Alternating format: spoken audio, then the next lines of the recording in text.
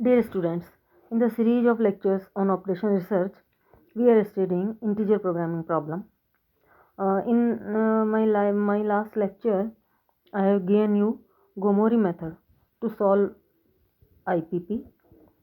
In this lecture, we will study another method, that is branch and bound method. Step-by-step procedure of branch and bound method is: number 1, solve the following or given linear programming problem by graphical or simplex method and find a solution without integrality condition. यानी सीधा सा है कि अपने को LPP जो दी हुई है उसको या तो ग्राफिकल मेथड से या सिंप्लेक्स मेथड से सॉल्व करना है और इंटीग्रलिटी कंडीशन यहाँ नहीं देखनी है। जो भी सॉल्यूशन आ जाए उसको ले लो, और बेटर यही है कि आप इसको ग्राफिकल मेथड से सॉल्व करो।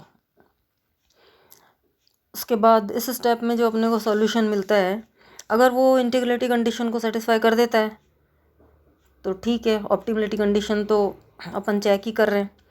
तो अगर ये सॉल्यूशन ऑप्टिमलिटी और इंटीग्रलिटी कंडीशन को सेटिस्फाई करता है, then the optimal solution of IPP is obtained. तो फिर वही हो जाएगा सॉल्यूशन, तो कोई प्रॉब्लम है ही नहीं। लेकिन अगर ये इंटीग्रलिटी कंडीशन और ऑप्टिमलिटी कंडीशंस इनको फुलफिल नहीं करता है तो फिर अपन नेक्स्ट स्टेप में आएंगे। So but if any variable is not integer in the solution, तो क्या करें? Then divide given LPP in 2 parts and express as sub LPP given below. Here XR, integral part of XR is less than XR, which is less than integral part of XR plus 1, where XR is integral part of XR. Then we take two inequalities.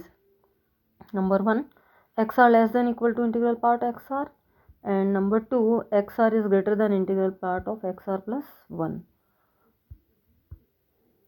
अब अपन 2 LPP लिखते हैं, सब LPP या सब IPP कहेंगे इसको।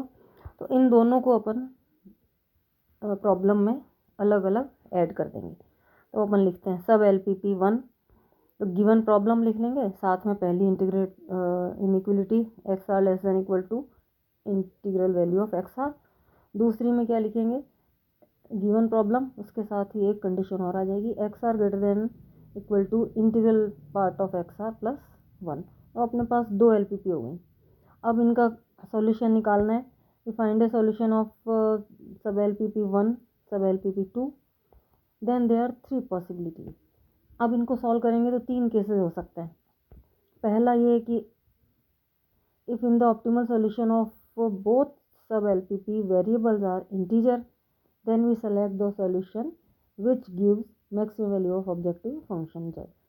इसका मतलब क्या हुआ कि अगर दोनों अपन सॉल्व कर रहे हैं और दोनों में जो सॉल्यूशन मिला ऑप्टिमल सॉल्यूशन वो इंटीजर फॉर्म में भी आ गया, पहली में भी और दूसरी में भी, तो 2 सॉल्यूशन मिल गए अपने को, दिन दोनों में ही इंटीग्रल वैल्यू आ रही है।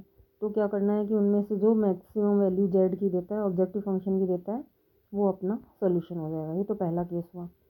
दूसरा case, if an optimal solution of one sub LPP has integral value of variables and another sub LPP has no feasible solution, then the optimal solution of first sub LPP will be the solution of our integer programming problem।